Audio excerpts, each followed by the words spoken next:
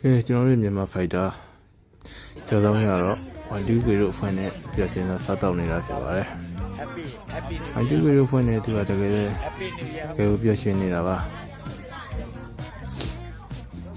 ဝန်တူးရလည်းတကယ်ပြန်နေတတ်တဲ့သူတယောက်လို့ပြောရင်မမှားပါဘူးဗျကျော်ဆောင်ဝင်းပေါ်မှာလည်းပြီးဆိုင်လို့ရှိတယ်ခုလည်းကျော်ဆောင်ဝင်းကိုစေးမာလေးနဲ့အောင်တယ်ပေးနေစီမလေးရလှပါဗျကျော်ဆောင်ဝင်းနဲ့လည်းလိုက်ပါတယ်ဒီကြော်ကြီးကတော့ရှစ်နေမနေတတ်တယ်ဖြစ်နေတာ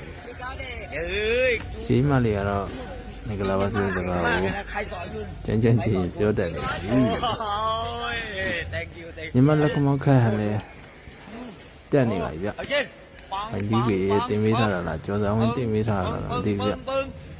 ကျော်ဆောင်ဝင်းစီမလေးဖြစ်ပါတယ်